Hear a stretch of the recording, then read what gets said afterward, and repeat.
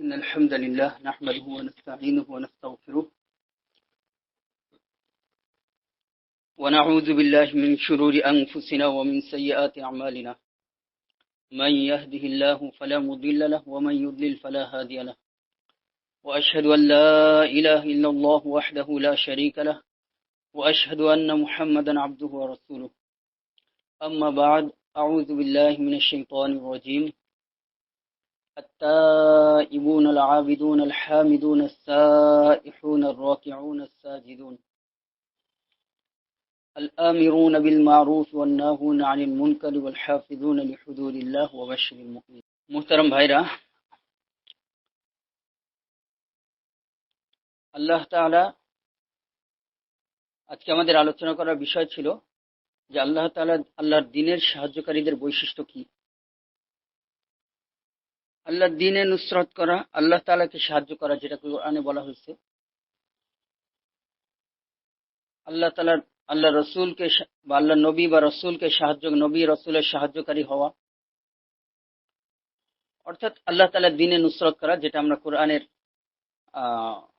বিভিন্ন জায়গা থেকে এবং রাসূলুল্লাহ সাল্লাল্লাহু আলাইহি ওয়াসাল্লামের সুন্নাহ থেকে এগুলোর ব্যাখ্যা আমরা পেয়ে যাই। আল্লাহ তাআলাকে সাহায্য করা মানে হলো আল্লাহ তাআলার দ্বীনের নুসরত করা। আল্লাহ তাআলার দ্বীনের সাহায্য যারা করবে তাদের বৈশিষ্ট্য কি। আগে আমরা একটু চিন্তা করি যে আল্লাহ তাআলার দ্বীনের সাহায্য কিভাবে করতে হয়, কিভাবে আল্লাহ তাআলার দ্বীনের সাহায্য করতে হয়, বা আল্লাহ তাআলার দ্বীনের সাহায্য করা কি। আল্লাহ তাআলার দ্বীনের দাওয়াত দেয়া, আল্লাহ দ্বীনকে উঁচু করার জন্য, আল্লাহ তাআলার দ্বীনকে বাস্তবায়ন করার জন্য আল্লাহ তাআলার পথে জিহাদ করা, আল্লাহ তাআলার কথা, আল্লাহ তাআলার বাণীকে বুলন্দ করার জন্য, উঁচু রাখার জন্য আল্লাহ তাআলার পথে জিহাদ করা, আল্লাহ তাআলার দ্বীনের নুসরতের বিভিন্ন ধরনের কাজ এগুলো। তো বিশেষত আল্লাহ তাআলার পথে যারা জিহাদ করে তারা হলো আল্লাহ তাআলার দ্বীনের নুসরতকারী। আমরা আজকে যেটা পড়তে যাচ্ছি, জিহাদ আমরা জানি যুদ্ধ বা লড়াই। যুদ্ধ বা লড়াই করতে গেলে তাদের কি প্রয়োজন হয়। যে কোনো কাজে, একটা দেশের প্রতিরক্ষার জন্য হোক, একটা যে কোনো বিপ্লব ঘটানোর জন্য হোক, যে কোনো ভালো মন্দ যে কোনো উদ্দেশ্যে হোক, যারা যুদ্ধ করে, যারা লড়াই করে, তাদের কি বৈশিষ্ট্য থাকতে হয়, তাদের মধ্যে কোন বৈশিষ্ট্য, কি কি বৈশিষ্ট্য যোগ্যতা থাকলে তারা বিজয়ী হয়। এইখানটাতে দুনিয়ার যে কোনো লড়াইয়ের হিসাব অন্যদিকে, এবং আল্লাহ তাআলার দ্বীনের জন্য যে লড়াই, আল্লাহ তাআলার দ্বীনের নুসরতের জন্য যে লড়াই, সেই লড়াইয়ের হিসাব অন্যদিকে। দুইটা সম্পূর্ণ ভিন্ন দুইটা জিনিস, দুইটার হিসাব ভিন্ন, দুইটার বিবেচনা, চিন্তা, যারা লড়বে তাদের বৈশিষ্ট্য সবই আলাদা। আমরা যদি বলি, ধরেন একটা দেশের, একটা আধুনিক রাষ্ট্র বলতে যেটা বোঝায় যে একটা সীমানা বোঝায়, একটা রাষ্ট্র ব্যবস্থা বোঝায়, এটার প্রতিরক্ষার জন্য কি প্রয়োজন হয়। এটার প্রতিরক্ষার জন্য প্রশিক্ষিত সৈনিক প্রয়োজন হয়,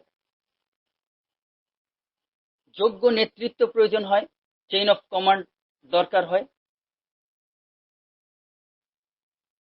একটা ভালো লড়াকু, প্রশিক্ষিত এবং যোগ্য নেতৃত্বের অধীনে একটা বাহিনী থাকলেই হয়। কিসের যোগ্যতা তাদের থাকতে হয়? তাদের লড়াইয়ের যোগ্যতা থাকলেই হয়, তাদের কমান্ড ফলো করার যোগ্যতা থাকলেই হয়। যে কমান্ড দেবে তার যুদ্ধের ভালো স্ট্র্যাটেজি থাকলেই হয়। আমাদের দুনিয়াতে যে কোনো লড়াইয়ে এটাই হিসাব করা হয়। কমিউনিজমের জন্য একটা বিপ্লব ঘটতেছে, এই বিপ্লবের জন্য কি ধরনের, যারা এই বিপ্লবের, ধরেন একটা সশস্ত্র বিপ্লব ঘটতেছে,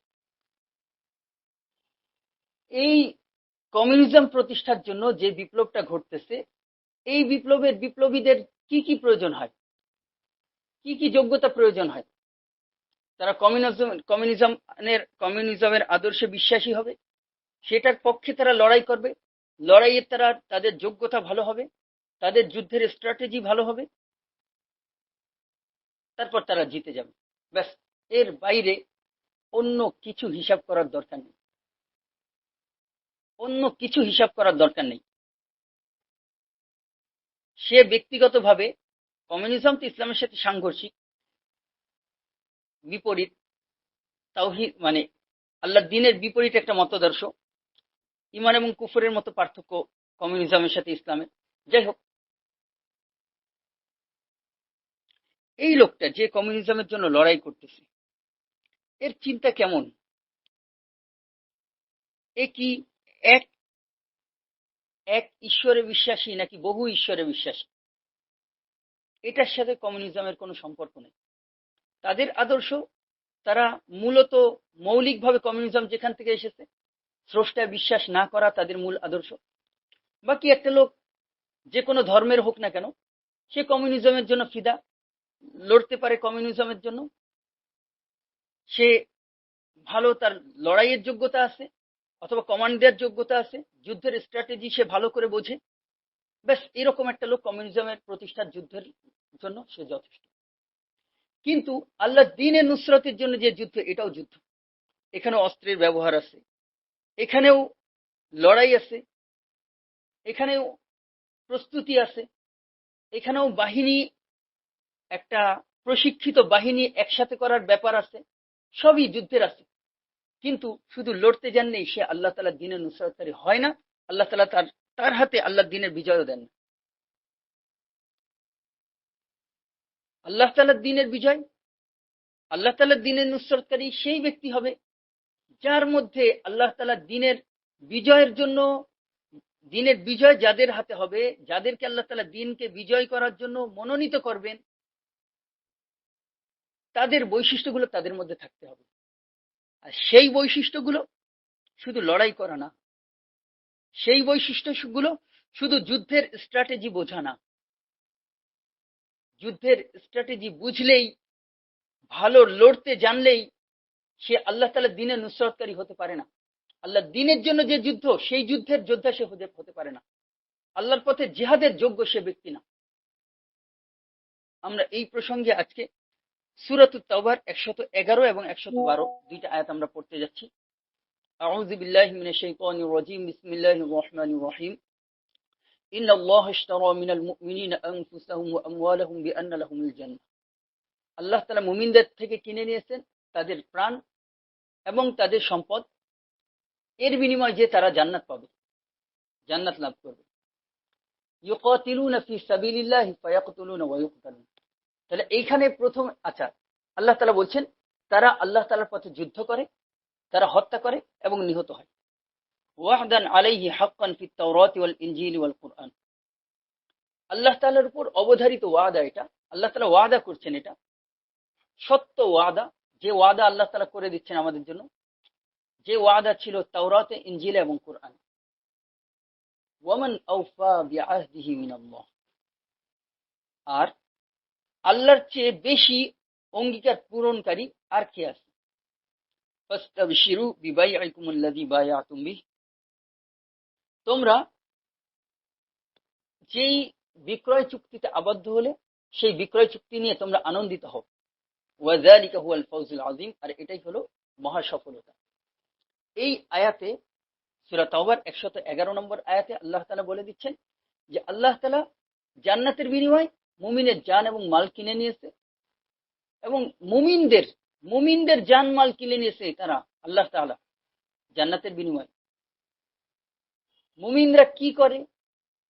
যাদের জান মাল আল্লাহ তাআলা কিনে নিয়েছেন, তারা আল্লাহ তাআলার পথে যুদ্ধ করে, তারা হত্যা করে, তারা নিহত হয়। আল্লাহ তাআলা যে কিনে নিয়েছেন জান্নাতের বিনিময়, অর্থাৎ তারা আল্লাহর পথে জান ব্যয় করবে, মাল ব্যয় করবে, এর বিনিময়ে আল্লাহ তাআলা যে তাদেরকে জান্নাত দেবেন, এই ওয়াদা তাওরাতে ছিল, ইনজিলে ছিল, কুরআনে আছে।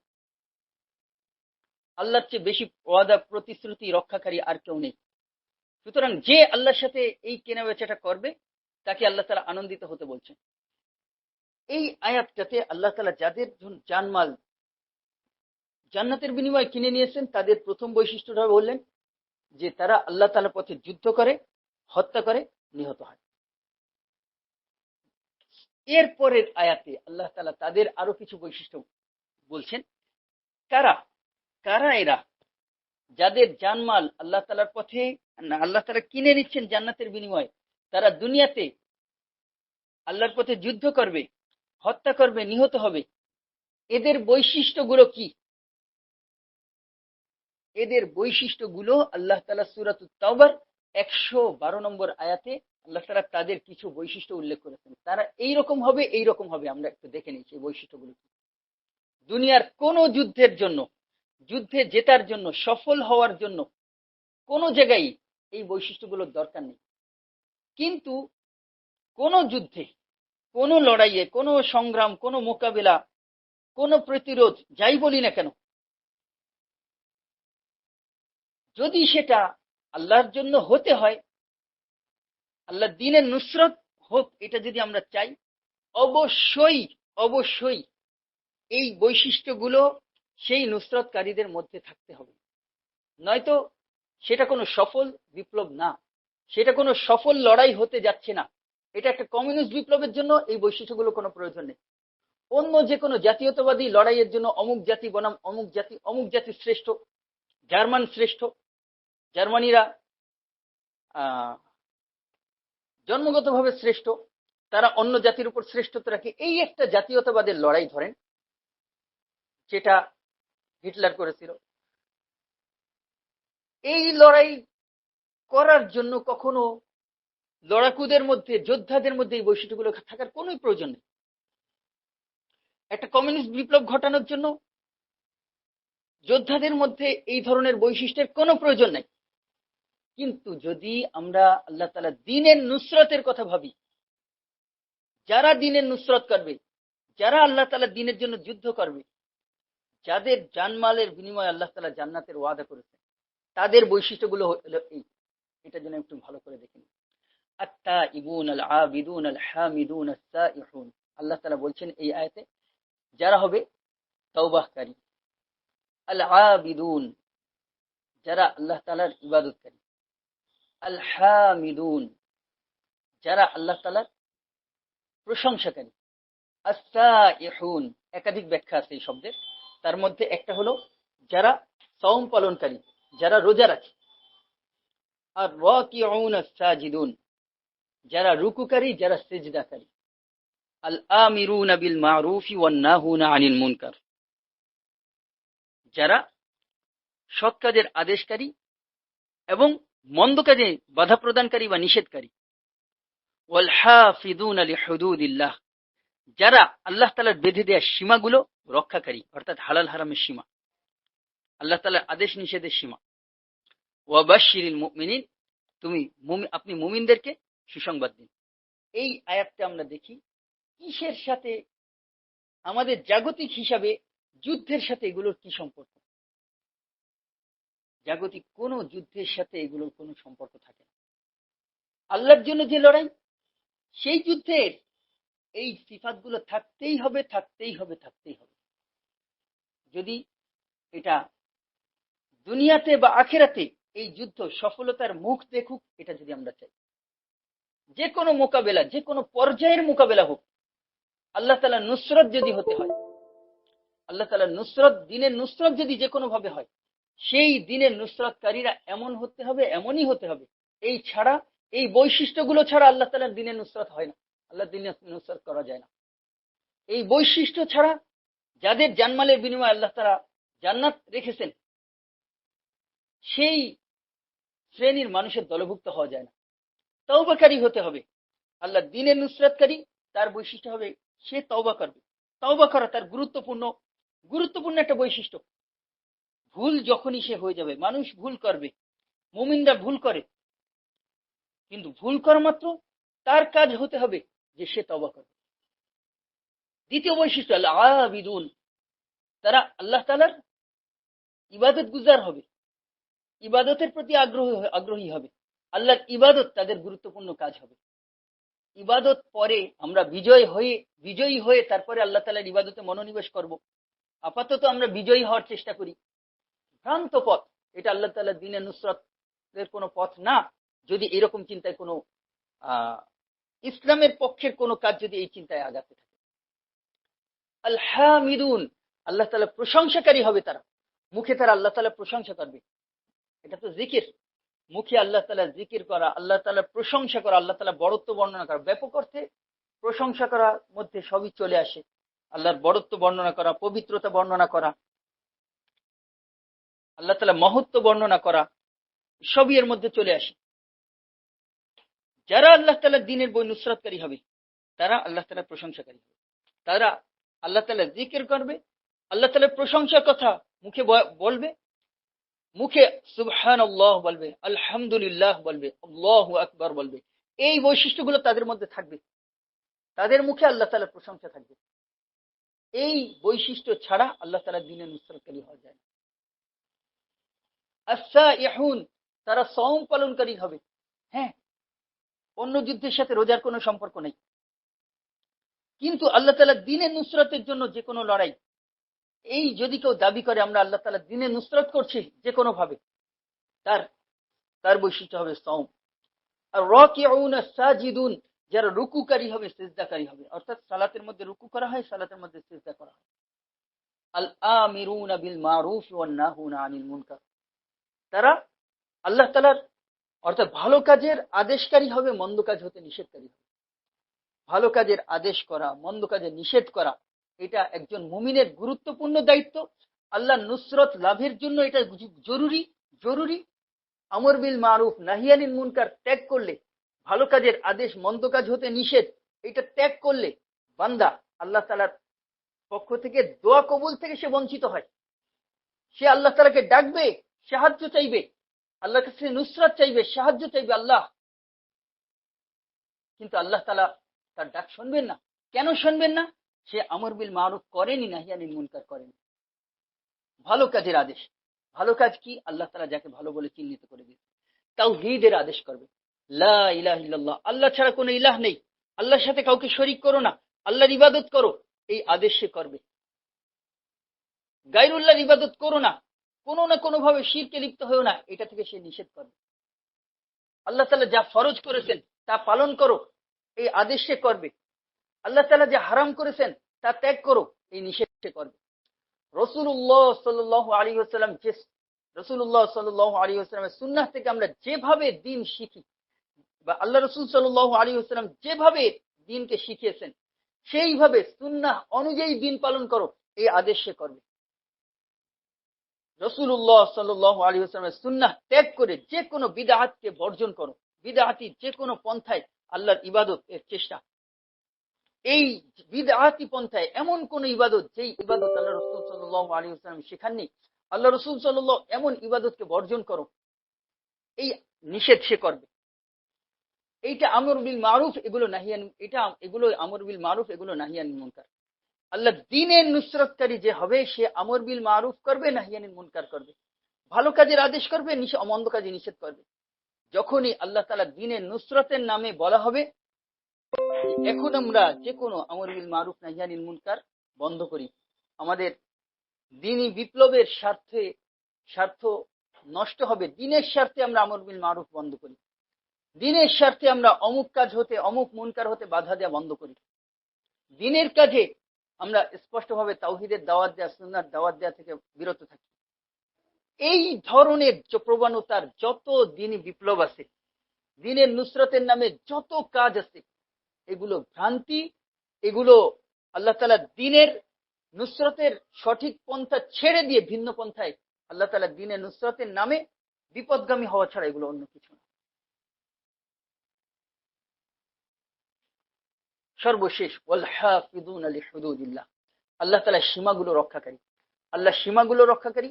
আল্লাহ তাআলা কুরআনের বিভিন্ন জায়গায় আল্লাহ তাআলা বিভিন্ন আদেশ নিষেধ করে করে বলছেন যে এগুলো আল্লাহ তাআলার সীমা। আল্লাহ তাআলা আল্লাহর সীমা বলে কোরআনে বিভিন্ন জায়গায় বুঝিয়েছেন আল্লাহর আদেশ নিষেধের সীমা। আল্লাহ তাআলা দ্বীনের নুসরাতকারী যে হবে সে আল্লাহ তাআলার আদেশ নিষেধের সীমার ব্যাপারে যত্নবান হবে। আল্লাহ এটা হালাল করেছেন, হালালের সীমায় সে থাকবে। আল্লাহ হারাম করেছেন, ওই সীমায় সে যাবে না। এই হারামের মানে হালাল হারামের যে সীমা, এই সীমাকে সে অতিক্রম করবে না। এটা হলো আল্লাহ তাআলার দ্বীনের মানে আল্লাহ তাআলার সীমাগুলো রক্ষা করা। আল্লাহ তাআলা যে সীমা বেঁধে দিয়েছেন হালাল হারামের, ভালো মন্দের, এই সীমাগুলো তার কাছে গুরুত্বপূর্ণ হবে। যদি হালাল হারামের সীমা আমার কাছে কম গুরুত্বপূর্ণ হয়ে যায়, তাহলে আমি যতই আল্লাহ তাআলা দ্বীনি বিপ্লবের নাম দিয়ে আর যা কিছুই করি না কেন, কোনোভাবেই এটা আল্লাহ তাআলা দ্বীনের নুসরতের পথ না। আল্লাহ তাআলা দ্বীনের নুসরতকারীদের বৈশিষ্ট্য আমি নিজের মধ্যে ধারণ করিনি, যদি আল্লাহ তাআলার হালাল হারামের সীমাগুলো, আদেশ নিষেধের সীমাগুলো আমার কাছে ছোট হয়ে যায়। আজকে আমরা বিভিন্ন ব্যাপারে ব্যক্তিগত ইবাদতের ব্যাপারে হোক অথবা অন্য মুসলিমদের হকের ব্যাপারে হোক, অন্য মুসলিমদের জান মাল ইজ্জতের ব্যাপারে হোক, আল্লাহ তাআলার আদেশ হালাল হারামের যে সীমা, আল্লাহ তাআলার বেঁধে দেওয়া যে সীমা, এই সীমা আমাদের কাছে অনেক তুচ্ছ, অনেক ছোট। আমরা খুব অল্পতে, খুব সামান্যতে আরেকজনের সম্মান হানি করা, একজন মুসলিমের সম্মান হানি করা হালাল মনে করে, খুব অল্পতে কিসে হালাল হয়ে যায় আরেকজন মুসলিমের রক্ত, সম্পদ, সম্মান হালাল হয়ে যায় কি করলে? শুধু সে আমার দ্বীনি বিপ্লবের স্ট্র্যাটেজির সাথে, আমার ইজতিহাদের সাথে একমত না হলেই। বিশ্বাস করেন ভাই, কোনোভাবেই এটা আল্লাহ তাআলার দ্বীনের নুসরতের কোনো পথ না। আমরা আমাদের জানমালের বিনিময়ে আল্লাহ তাআলার জান্নাত কিনে নেওয়ার পথেও আমরা আগাচ্ছি না, যদি এই বৈশিষ্ট্য আমাদের মধ্যে থাকে। যাদের জানমাল আল্লাহ তাআলা জান্নাতের বিনিময়ে কিনে নিয়েছেন, তাদের বৈশিষ্ট্য হবে এইগুলো: তওবা করা, ইবাদত করা, মুখে আল্লাহ তাআলার প্রশংসা করা, সাওম পালন করা, রুকু সিজদা করে সালাত আদায় করা, ভালো কাজের আদেশ করা, মন্দ কাজে বাধা দেওয়া, নিষেধ করা এবং আল্লাহ তাআলার বেঁধে দেওয়া সীমাগুলো রক্ষা করা। আল্লাহ তাআলা আমাদেরকে আল্লাহ দ্বীনের নুসরতকারীদের বৈশিষ্ট্য নিজেদের মধ্যে ধারণ করার তৌফিক দান করেন। সাল্লাল্লাহু তাআলা আলা নবিয়িল কারীম।